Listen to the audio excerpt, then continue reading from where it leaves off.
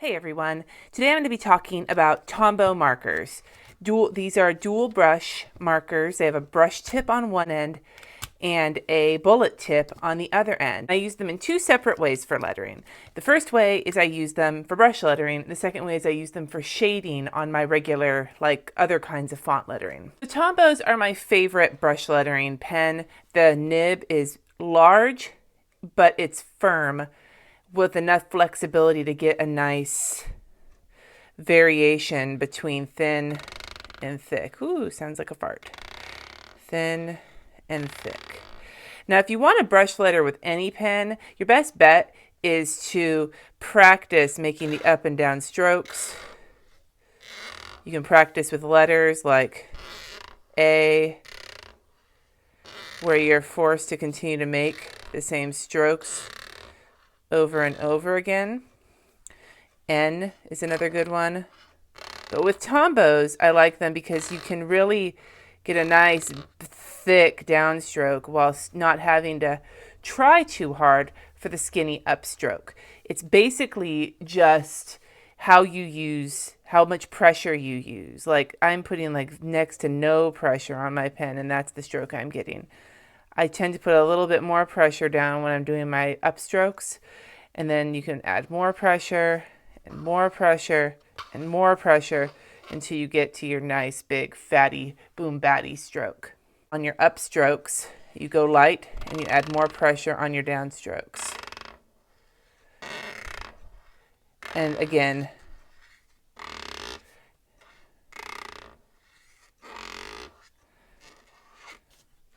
light. You just have to keep remembering to practice till you get the feel of the pen. So I like Tombow brush markers for that because the tip is super easy for me to practice with. Another way you can practice lettering with a Tombow marker is using the bullet tip. And these are kind of like the redheaded stepchild of the Tombow markers because people like the brush tip so much better. But you could do if any of my Llamas Love Lettering lessons you can use with the bullet tip. Just use it the way you'd use a regular pen with just, this would be like a broad kind of pen tip. See how it writes really nicely? Well, for lettering, I would say that I would use this kind of in the same way that I would use like a regular fine tip Sharpie for lettering. Probably not something I'd use for a lot of fine, delicate work, but I would use it for, bigger lettering. For lettering shading, where you're not doing brush lettering, you've done the lettering with a pen already and you want to shade it in, I usually will pick some colors of marker that are they're the same color family, but you have some that are lighter and some that are darker. So if you take this light green, like a kind of a lime, and then add another green on top of it, like that'll be, and then I even have a third color if I really want to get deep into it. So I lettered these out ahead of time. You can find these fonts in the Llamas Love Lettering lessons, but I'm going to show you what I do with Tombow markers to kind of dress them up a little bit. The most basic one that I'll do is I'll fill in the whole letter with the pale color, the lightest color of all the ones I picked. And then I'll do like a kind of a wavy line, kind of looking like it was dipped in maybe some liquid or something. And that'll give you like a two-tone effect. You can do the same thing with your light color and add that in. I'm just being pretty sloppy here. And then add on the next darker color. And then for the bottom, add on the darkest color. And that'll give you like a three-toned effect. And that can look pretty cool. Another one that's fun to do is take your light color, lay it down in the letter, then take the slightly darker color and just pick one of the edges. So here I picked the right side and the bottom. So like the right side and the part that's the side that's facing up. and I just go and add like a shadow, kind of a light onto that. Or you can take your light color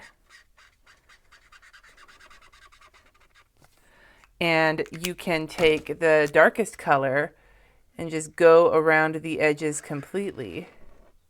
And that's another way you can dress up a letter with the negative space. Another thing I've done that's fun is I will take a dark color, fill in the letter, and then I will take a light color and pick the outside. So you want to pick two sides together. So it's either the top and the left, the bottom and the right, or either combination of the two. But I'll go and I'll add a shadowing on it like that.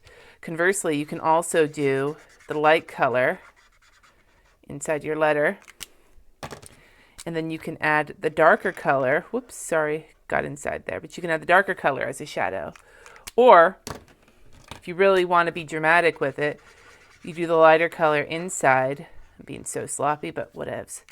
You do the lighter color inside and then add the darker color, and that kind of adds a dramatic. And notice how I just stay consistent with the right side and the underneath side. You can do it the other way too. You just want to make sure that with every letter that you do, you remain consistent with what sides you're doing for the shadowing. Another way that I like to play with letters with negative space is to take, again, two colors that are like one is light and one is dark. But if I don't have a ton of room inside, instead of shading inside, what I'll do is I'll go every other letter with one and then go back in with the darker color. Or this could be with complementary colors or whatever, but it gives it just that bit of colored interest. One of my favorite things to do with cursive lettering is to take the downstroke side, like the thickened downstroke side, and add just a bit of color to the edge of it. I usually do the right side of it. It's not shadowing every single right side and underneath. I'm just usually trying to take it along the same side on each one of the thickened side, and that adds a little bit of pop to it. The most important part for me of doing any kind of lettering with Tombow markers is having enough of a variety of colors where I can have light tones and dark tones. So if you buy them by the set, look and see if like the 10-pack that you get has enough of a variety of the colors you want with light and dark tones to be able to do these kind of effects. Or if you want to order them from somewhere like Blick, you can try and get them single and order the colors you think you might want. I personally have the entire set of them so that I can pick from any of the particular colors that I want. One other neat effect that you can achieve with Tombows while you're lettering is to use the colors together to blend them. So I usually grab like a light color. I'll take this like kind of minty color, and then I'll take a darker color. So grab something plastic. I just use these texture tools from Ranger because I have them sitting around. But you can grab like a CD, or you can grab like a CD. You can grab, I think Tombow sells something you can use, a piece of laminate, whatever. So add some color on there, then add it to your brush, and if you'll notice, you can see the two-toned effect. And then the deeper you get into it, it wears off. So you just go and you add a little bit more, and you can continue to see the two-toned effect. Now with the Tombow markers, they will hold on to it until the color is completely worn off. But if you feel like there's still some on there before you put your marker away, you can always just kind of color until it comes off. I hope you enjoyed this video with a few tips on how to letter with Tombows. I hope to see you next time. Please subscribe if you haven't already, and let me know in the comments if there's anything else lettering-wise you want to see with Tombow markers. Thank you.